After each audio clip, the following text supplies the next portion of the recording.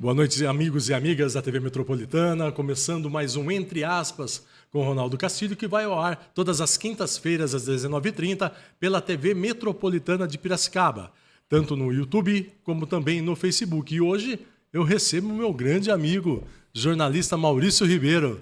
Boa noite, Maurício. Boa noite, Ronaldo. Boa noite a todo mundo que está assistindo a gente. É um prazer estar no teu programa. Prazer é todo nosso recebê-lo. Sabe que já tinha te convidado antes, né, para participar. E hoje você vem aqui para falar da 7ª edição do Ato Memorial às Vítimas do Holocausto, que vai acontecer agora nesse sábado, dia 25 de janeiro, às 10 horas, no Teatro Euripides de Campos, no Engenho Central. Fala um pouquinho para nós, Maurício. Vamos lá. O ato está chegando na sua 7ª edição aqui na cidade, mas ele é eco de uma proposição, né? Na verdade, uma resolução da ONU de novembro de 2005, no qual se recomenda que em todas as cidades do mundo, né, do mundo civilizado, do mundo ocidental, democrático, se observe o 27 de janeiro como uma data de memória às vítimas do Holocausto. Por que essa data? Porque foi a data em que as tropas russas libertaram o campo de Auschwitz, na Polônia. E tornou-se uma data que esse ano completa 80 anos, né? É de 1945 a história. E eu participei da primeira edição, tive a oportunidade de participar de uma primeira edição em São Paulo, já no ano de 2019, lá na Sinagoga Etz Haim. Um ato muito grandioso, não apenas no número de pessoas, mas no porte do evento. Para você ter uma ideia, o orador principal daquela noite foi o Leandro Carnal. Na plateia a gente tinha nada menos do que a Monja Cohen, né? E a presença do governador do estado, que naquela época era o Dória. Então, só no perímetro em torno da sinagoga, eram 5 quadras de segurança que não entrava carro nenhum que não fosse veículo oficial. Para você ver o porte que a coisa tem em São Paulo. E eu fiquei pensando naquilo, falei, cara, Piracicaba precisa ter uma manifestação nesse sentido, por menor que seja, né? Nós começamos de maneira muito tímida ainda num templo de uma igreja evangélica que nos cedeu espaço, numa manhã de domingo de 2019, e de lá para cá, todos os anos a gente procura observar. Por vezes num salão, por vezes na Rua do Porto, no Marco da Paz, como já fizemos, e desde o ano passado com o apoio da SEMAC, né? Aproveitar e mandar um abraço para todo o staff da SEMAC, que está trabalhando aí incansavelmente para dar tudo que a gente precisa para realizar o ato, na pessoa do meu amigo Carlos Beltrame e todos os seus assessores, Luiz Maluf, diretor do teatro. A gente faz ali no hall do Teatro do Engenho. O Carlos Beltrame já esteve aqui no Entre Aspas. Sim, já acompanhei, participou. foi lindo o programa. Já participou. Foi logo depois que ele foi confirmada a permanência dele, né? Exatamente, exatamente. Muito bom. Maurício, fala como que é a dinâmica desse evento, como que funciona? Certo. Quando a gente fala de memória do Holocausto, Ronaldo, a primeira coisa que a gente pensa foi daqueles que morreram. Não dá para fugir desse aspecto. Que não foram poucos, né, Que Maurício? não foram poucos. Só de judeus que se tem contabilizado pelos registros dos próprios nazistas, dos próprios algozes, foram 6 milhões. Isso a gente não está computando. LGBTs, ciganos, testemunhas de Jeová, maçons, negros, deficientes físicos e opositores do regime como um todo, tá? Porque muita gente alemã, muita gente de países vizinhos que foram contra a ideia eugenista de Hitler e que se levantaram contra, tantos foram sacrificados, tantos foram mortos, e até por isso em cada cidade do mundo ocidental tem pelo menos um monumento a esse soldado desconhecido, não é? Que às vezes nem era um soldado, era um ser humano do cotidiano, civil, que se levantou contra Hitler. Bom, pensar nessas pessoas é importante, mas é muito mais importante a gente celebrar a vida de quem passou por tudo isso e sobreviveu, né? Quem não sucumbiu, quem não se entregou, quem acabou por alguma graça ficando para contar a história. Então o ato em Piracicaba ele tem esse duplo aspecto. Ao mesmo tempo, a gente relembra os que morreram, como se diz no judaísmo, uma mitzvah, é uma ordenança, nós temos que honrar as pessoas que viveram aqui, os nossos mortos, por assim dizer, não é? Mas nós temos que celebrar também a vida.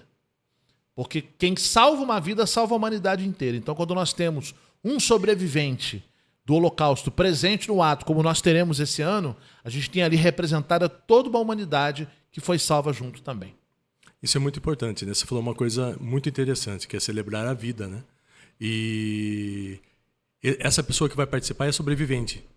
Do campo de Auschwitz. O senhor Yoshua Stru, ele é um romeno de 91 anos, extremamente lúcido, uma testemunha viva do Holocausto. Quando a guerra começa, ele tem 8 anos de idade. Na Romênia, as tropas nazis demoraram muito a chegar, então eles ouviam rumores de uma guerra, né, e se e temiam por isso, mas de uma família judia que não tinha a menor ideia do que ia acontecer com eles. E quando, de fato, os nazistas chegam e invadem a Romênia, né, tomam o poder, instituem um general romeno como preposto de Hitler, não é? E ainda pior, acaba chamando alguns judeus dissidentes, vamos dizer assim, né, que acabaram sendo coniventes com o sistema, né, os capos, era como a figura do capitão do mato na escravidão brasileira, né? Era um negro batendo em outro negro, então era um judeu batendo em outro judeu, né, perseguindo um outro judeu, para salvar a própria pele, para salvar a própria vida. Então ele conta que com 9 anos ele se viu na plataforma de um trem. Ele já morava há um tempo, já há 1 ano. Ele estava morando com a família num alojamento improvisado, né? Não chegava a ser um campo de concentração, era mais um campo de confinamento, né? Não havia trabalho forçado, não havia castigo físico, mas havia uma pressão psicológica muito grande e muita fome. Tanto que ele perdeu um irmão mais novo, de 2 aninhos de idade, de fome e inanição. Uma família grande e esse bebê acabou se perdendo por fome. E com 9 anos, quando ele se vê naquela plataforma, embarcando num trem de bois, né, um trem de carga, ele, sem saber, estava indo para um campo de concentração onde seria morto também. Aí ele conta na sua história de que forma ele conseguiu sobreviver. Mas isso é uma surpresa, a gente está aguardando para um episódio do Fato em Foco, que a Metropolitana vai colocar no ar na sexta-feira, amanhã, né? Amanhã.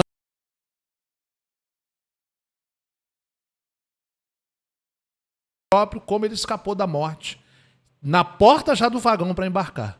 E então, no sábado ele vai estar aqui para contar pessoalmente também. Então, pessoal da Metropolitana, fiquem atentos ao programa do Maurício Ribeiro, que vai ao ar às sextas-feiras, né, Maurício? Isso, na verdade a gente não tem uma data fixa, não é? Mas nós escolhemos essa sexta porque o senhor Yoshua chega em Piracicaba na própria sexta-feira, né? Ele chega amanhã. Então a gente vai buscá-lo na rodoviária, ele vem de São Paulo, ele já mora em São Paulo desde a década de 50. No pós-guerra ele já veio para cá com a família, constituiu família, negócios aqui, tem filhos, netos. Ele vem, fica conosco na sexta-feira, celebramos o Shabá, ali no hotel onde ele vai ficar hospedado. Ele descansa, no sábado de manhã vamos para o Engenho. E aí, dentro do evento no Engenho, além dele contar a sua experiência pessoal, nós fazemos a cerimônia de acendimento das 7 velas memoriais. Isso que eu ia perguntar para você explicar como que é esse processo de acender as 7 velas. Por que 7 velas? Por que 7? Porque a menorá, que é o castiçal sagrado dos judeus, ela é um castiçal de 7 braços, não é? Ela tem um uso ritual e um uso memorial. Quando eu falo de uso ritual, eu me remeto ao tabernáculo da Antiga Aliança e aos primeiros templos de Israel, o primeiro e o segundo templo que foram levantados em Jerusalém, né? O primeiro por Salomão e o segundo restaurado por Neemias. E depois da destruição do segundo templo, o que sobrou foi uma parede, que é o Muro das Lamentações. E esses elementos sagrados, né, a Arca da Aliança, a menorá, que é o castiçal, e muitos outros elementos sagrados, eles se perderam, né? Teorias da conspiração. Assiste Indiana Jones, que tem algumas teorias ali, né? Indiana Jones e os Caçadores da Arca Perdida. Acho que foi ali que eu comecei a me interessar um pouco por história e arqueologia, né? Na década de 80, 90. Bom, a menorá de 7 braços, original, feita por Moisés e pelos artesãos no deserto, ela foi perdida, mas hoje é muito comum que em cada sinagoga, em cada casa judia, em cada loja, haja uma réplica dela, né? Com designs variados. 7 é o número da perfeição, aponta para Deus, né? Aponta para a divindade, aponta para os dias da criação.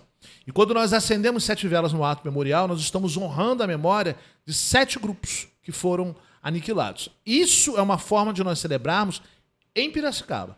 Em São Paulo, eu já me inteirei com a comunidade judaica de São Paulo, esse ano o ato memorial acontece nesse domingo, dia 26, à noite, às 7 da noite, na sinagoga Etz Haim. Fatalmente com a presença de um grande orador, que ainda não sei quem é. Normalmente vem o vice-presidente da República, comparece, é um evento grandioso. Mas lá eles vão acender 6 velas. Cada vela por 1 milhão de judeus que morreram. Então 6 velas, 6 milhões. E a 7ª vela será acesa em memória dos presos do Hamas. Alguns que morreram, de outubro de 2023 para cá, e os outros que ainda estão vivos e alguns até que estão sendo libertados essa semana. Você sabe que um dos grandes livros que minha filha sempre fala, minha filha tem 17 anos, você a conhece, é o Diário de Anne Frank. Exato. É um clássico. É um clássico. E ela quis comprar esse livro, ela quer, como você diz, Maurício, você quer o papel. Eu quero o papel. O papel, eu também. Livro de tela de PDF não me encanta, não. E aí também tem um evento que terá um foco cultural, com a participação especial das atrizes da CIA Teatral Kadima, é isso? Kadima. Que apresentarão a intervenção teatral Somos Todos, Anne Frank. Isso, exato. Fala um pouquinho sobre essa apresentação. Vamos lá. Eu sou suspeito de falar porque são minhas alunas, né? Eu sou o diretor da companhia Kadima. Por que Kadima? Kadima no hebraico quer dizer avante. Então a gente sempre, quando termina os nossos ensaios, a gente tem um grito de guerra, né? A gente se junta em roda, cada um deseja algo para a semana do outro, a gente coloca as mãos juntos e quando o último coloca, a gente levanta os braços e grita Kadima. Desde novembro do ano passado nós estamos preparando isso. Estamos estudando o Diário de Anne Frank. Coloquei alguns vídeos, coloquei algumas referências históricas, trouxe os textos para a aula e agora 4 atrizes vão se apresentar. Qual é o grande impacto dessa apresentação? São trechos do diário, decorados e interpretados por atrizes de idades variadas. A mais nova tem 8, a mais velha está com 28 para 29 anos. Se não me falha a memória, você já não fez 30. Né? São 4 atrizes. Essas atrizes elas não usam caracterização especial, elas estão infiltradas no meio da plateia. E como o ato acontece no hall do teatro, a gente vai estar disposto em roda, né? A menorá no meio, as 7 velas. Em dado momento, a nossa amiga Sabrina Scarpari, que é a cerimonialista do evento, vai anunciar... Grande jornalista, um beijo para Sabrina. Vai anunciar o monólogo Somos Todas Anne Frank. E aí, uma a uma, essas meninas se destacam da plateia, vão para o centro e declamam ali numa forma de teatro arena, né? Numa forma de teatro interativo. Né? E está muito emocionante. Porque são 4 momentos marcantes em que Anne Frank mostra toda a sua humanidade, toda a sua fragilidade, por que não dizer, mas ao mesmo tempo aponta para toda a esperança que ela ainda tem na humanidade. Anne Frank foi uma vítima, ela não morreu pelas mãos dos nazistas, não sofreu castigo físico, mas nas condições subhumanas a que foi submetida, ela pegou tifo e foi a doença que a vitimou tão nova. Acho que a família dela morreu pelos nazistas, né? Sim, nós temos o pai sobreviveu, né? E se não me falha a memória, salvo engano, uma irmã. Foram os responsáveis por pegar esses manuscritos e levar para uma editora e fazer o clássico que nós conhecemos até hoje, o Diário de Anne Frank. Esse ano, 80 anos do fechamento do campo de concentração. De Auschwitz. De Auschwitz. É um lugar terrível, né? Pesado. Eu não tive a oportunidade de conhecer, mas nós temos no evento 2 testemunhas do que o campo foi. Dr. Cássio de Negri e sua esposa Ivana. Eles estiveram lá, se não me engano, em 2010, 2011, visitando. Né? O campo hoje ele é um lugar de turismo histórico, vamos dizer assim. E não somente eles, mas muitas pessoas que voltam de lá trazem a mesma narrativa, o mesmo depoimento. É pesado. Eu já ouvi falar, Maurício. Muitas covas coletivas, né? Hoje mesmo eu fui interceptado por um rapaz, ele me perguntou assim, mas Maurício, por que é que os nazistas fizeram tantos vídeos e fotos dos castigos, da miséria dos judeus, dos presos nos campos de concentração e até fotos das covas coletivas? Falei, cara, além de um sadismo muito grande, né, o prazer de olhar para essas fotos, né, a certeza da impunidade. Eles tinham certeza que não seriam pegos. O discurso de Hitler criou na cabeça daquela coletividade, naquele momento, um sentimento de que nós somos irredutíveis e nós estamos certos, Deus está conosco. E os judeus são os nossas vítimas primeiras, né? Nossos alvos preferidos, porque, afinal de contas, mataram Jesus. Né? Quem nunca ouviu isso? Né? Quem sendo cristão, aí, frequentando uma escola bíblica dominical ou um catecismo, não escutou que os judeus são amaldiçoados porque mataram Jesus. São frases como essas que fazem a gente pensar na pressão que Hitler fazia na cabeça das pessoas. Ok. Ali em Auschwitz, para concluir meu raciocínio, covas coletivas onde centenas e milhares de pessoas eram sepultadas juntas. E depois se fechava aquilo ali como se nada tivesse acontecido e botava, enfim, carros para passar por cima, cavalos para passar por cima, sem a menor reverência pelos corpos, né? Pela memória daquelas vidas, porque são seres humanos, né? Cada um tem sua história. Então você imagina visitar um lugar como esse, como a atmosfera deve ser pesada, né? Fúnebre, nefasta, é um ar difícil de respirar. Todos os anos nós fazemos uma campanha chamada We Remember na internet. A gente segura uma folha de papel, hashtag We Remember, se fotografa com ela, a gente manda para um escritório que fica em Nova York. Quando acontece isso, Maurício? Qual época do ano? Toda semana que antecede o ato memorial. Na verdade, a gente começou a mexer com isso em Piracicaba já na primeira semana de janeiro. Passou o Réveillon, nós já começamos a anunciar que a gente ia mandar essas fotos para lá. A gente manda já desde 2019, né? Então, como é que funciona? Vai ter um link com Auschwitz. Esse escritório recebe essas fotos digitais, publica numa conta do Instagram, tá? Que eu posso estar consultando aqui exatamente para te dizer qual é. E aí, mediante essa publicação, eles ainda montam um slideshow, né? Uma sequência de imagens para projeção lá em Auschwitz. Então, lá de Nova York, sai um sinal via internet para um projetor que projeta num telão instalado na portaria do campo de concentração. E é feito em streaming, ao vivo, 24 horas pelo YouTube. Né? Que bacana. A Metropolitana pode, inclusive, pegar esse sinal e repetir, não tem problema nenhum. Tá? Enzo, fala pro Danilo sinal Teles. aberto, viu? Né, Maurício, fala pro nosso patrão, pro Danilo Teles. Porque o Danilo Teles sabe que ele manda aprender e manda soltar aqui, sim, né? Sim. É o homem que assina o cheque. É, o homem que assina o cheque. Exato. Ele é ordenador de despesas. Ordenador de despesas. O perfil é we.remember. É remember, né? Se for aportuguesar. Mas o perfil we.remember, eles recebem essas fotos. Você pode mandar via DM, né, no Instagram. Sim. Eles publicam tudo que você mandar com a hashtag Remember, eles acabam publicando. E de lá de Nova York, o pessoal do World Jewish Congress, que organiza isso, eles projetam lá em Auschwitz, já na data da comemoração, né, da celebração, melhor dizendo. Não é uma comemoração, do Dia da Lembrança, que vai ser na segunda-feira, dia 27, né, 80 anos do fechamento desse campo, e todos os anos. Teve um ano, Ronaldo, que teve uma nevasca terrível. Sempre é período de inverno lá, né? Mas a câmera quase não conseguia captar, né? Porque foi colocada uma câmera de frente pro telão para quem está em casa assistir, né? E a gente pôde ver fotos de muita gente de Piracicaba sendo representado lá, mas com muita neve caindo. Então, faça chuva, faça sol, a projeção vai acontecer. Conta um pouquinho para nós, Maurício, sobre o Amamos, Associação Memória Amigos de Sião. O que é essa associação? Como que ela trabalha? Como que ela age perante a sociedade? Claro que ela faz o ato, né? Mas durante o ano todo, qual que é o trabalho dela na realidade? Sim. O World Jewish Congress é uma entidade judaica, o Congresso Judaico Mundial, sediado em Nova York. Ele tem entidades irmãs espalhadas pelo mundo. Né? Qual é o papel dessas entidades? Não permitir que a memória do Holocausto se apague, né? E lutar de toda forma contra o antissemitismo. Okay? A data magna da lembrança é o 27 de janeiro, mas nós não podemos ignorar o fato de que, no decorrer do ano, né, todos os meses, todos os dias, se levantam situações, como nós vimos essa semana na posse do Trump. Né? Quando o Elon Musk, fazendo uso da palavra, ele faz um gesto claramente nazista, né, diante da plateia. Eu até ia perguntar isso para você. Sim, e não satisfeito fazê-lo diante da plateia, né, diante das câmeras, ele vira o corpo 180 graus e repete. Então não foi um ato falho, foi um ato premeditado. Né? Exato. Dizer que ele é nazista é até uma inconsequência, porque isso envolve muitas coisas.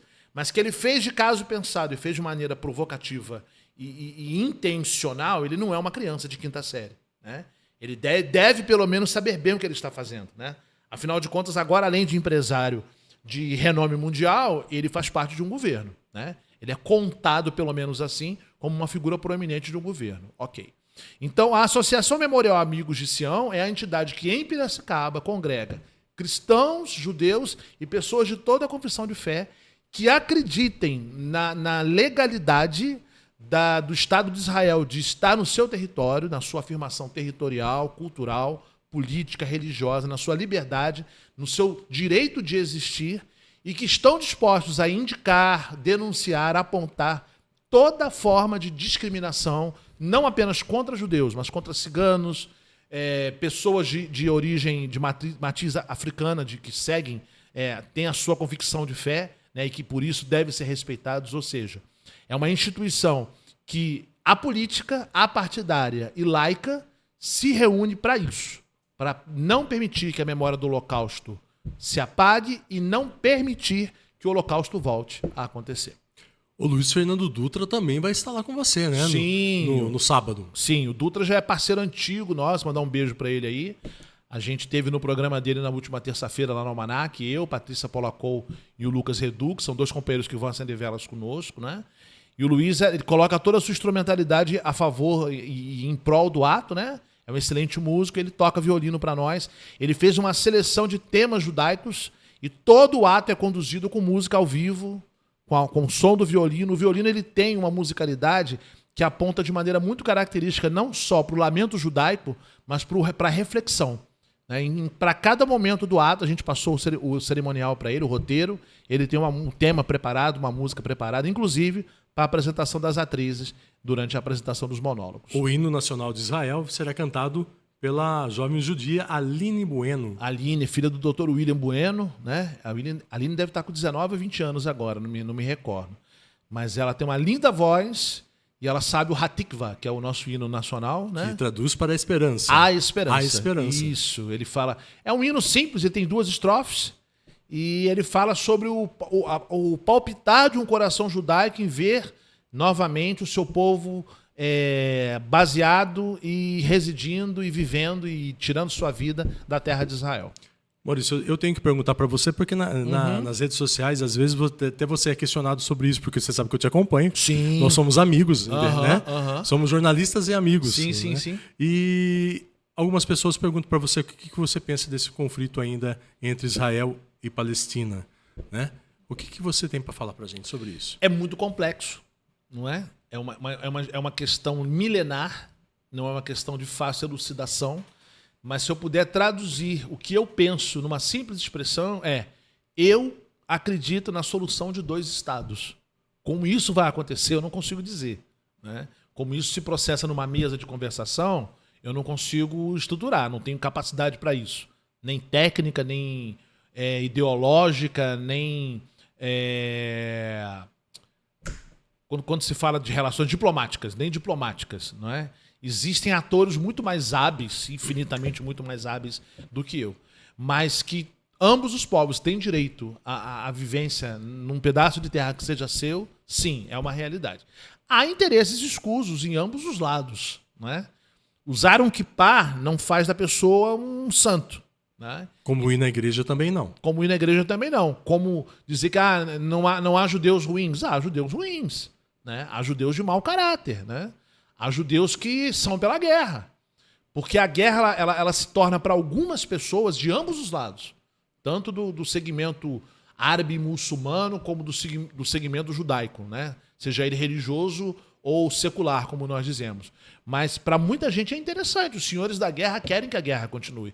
Porque eles não sabem fazer outra coisa que não seja guerra. Né? Eles não sabem falar sobre outra coisa que não seja o conflito. Se você faz cessar o conflito, essas pessoas perdem o seu prumo, né?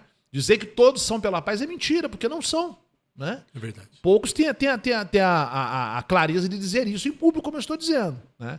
Mas aqui em Piracicaba, resguardada pela minha liberdade de imprensa e de expressão, eu posso dizer. Tem muita gente que tem um interesse na continuidade da guerra. Haja visto que, estabelecido o cessar-fogo, né, onde se troca uma menina judia por 100 presos do Hamas, né, 100 presos das correntes radicais, ainda assim, durante esse período de cessar-fogo, há movimentação de Israel com operações de guerra na área da Cisjordânia. Né? Então, quem é que dá essa canetada? Quem é que pega o telefone e autoriza? Vai.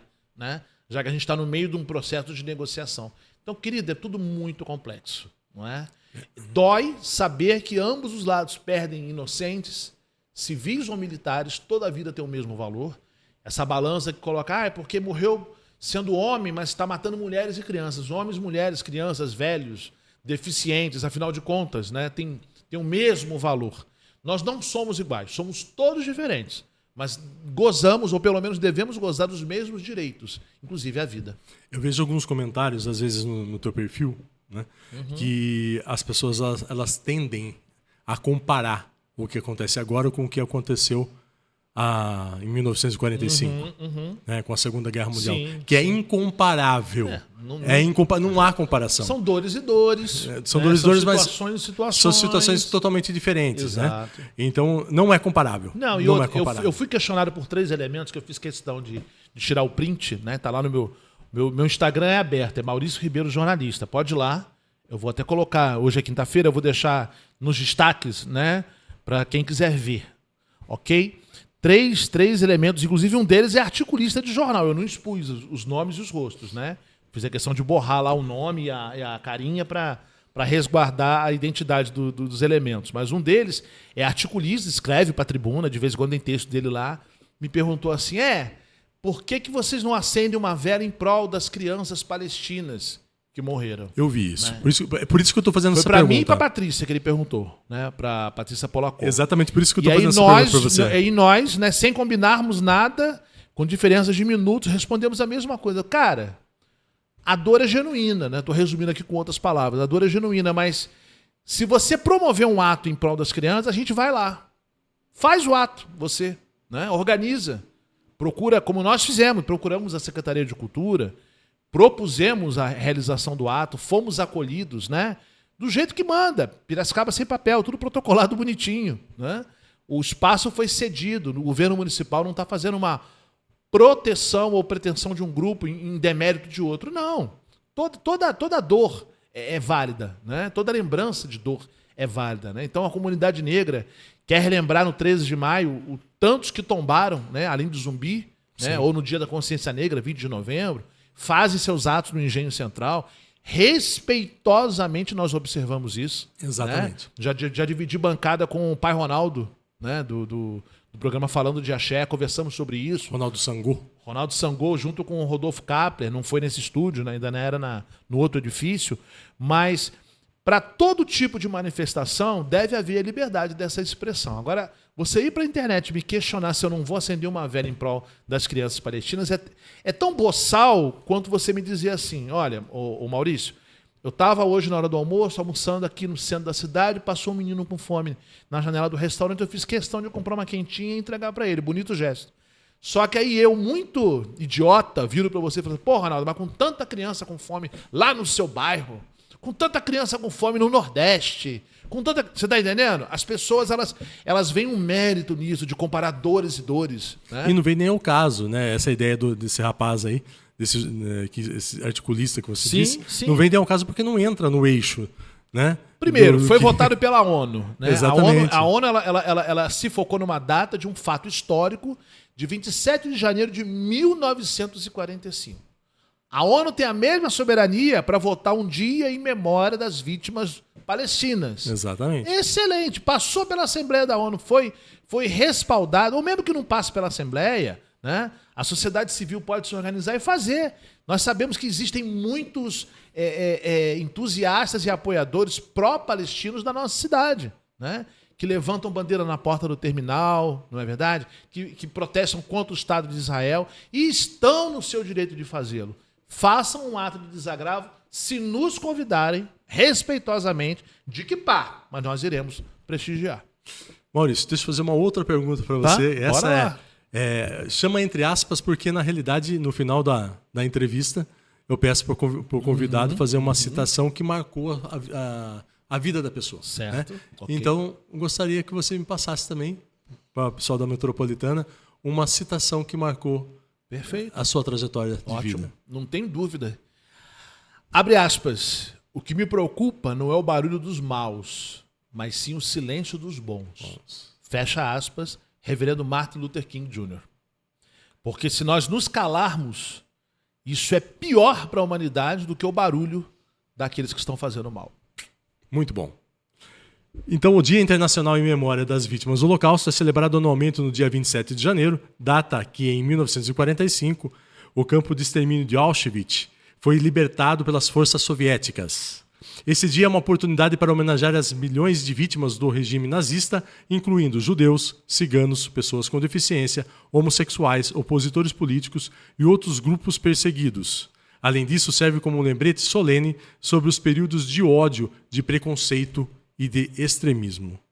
Então, vai o nosso convite, dia 25 de janeiro, às 10 horas da manhã, no Teatro Erotides de Campos, que fica no Engenho Central, aqui em Piracicaba. Vamos ter o ato em memória das vítimas do Holocausto, coordenado pelo meu amigo jornalista Maurício Ribeiro. É isso. Maurício, faz o convite para o pessoal estar lá junto com você. Vem estar conosco, a despeito de ser realizado... Eu estarei lá, viu, gente? Sim, eu vou participar. Ronaldo já é figura carimbada, a Metropolitana vai transmitir ao vivo, mas a gente quer muito que você vá. Sábado, dia 25, 10 da manhã, no Engenho Central. Nós não realizamos o ato dentro do salão do teatro, mas sim no hall. Por quê? Porque nós entendemos que o ato ele é participativo. Se o fizéssemos no teatro, a plateia não tem acesso ao palco, né? Então dá uma ideia de diferença. E nós não queremos isso, nós queremos congregar do mesmo ambiente, da mesma celebração, do mesmo ideal. E a sua presença vai ser muito importante. Se você for, lá você vai entender.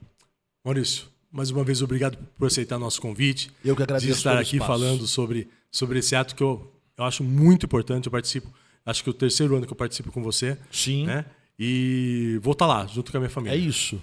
Querido, Tamo junto. um abraço. Obrigado. O Entre Aspas fica por aqui. Voltamos na próxima quinta-feira, às 19h30, se Deus quiser. Fiquem todos com Deus. Até mais.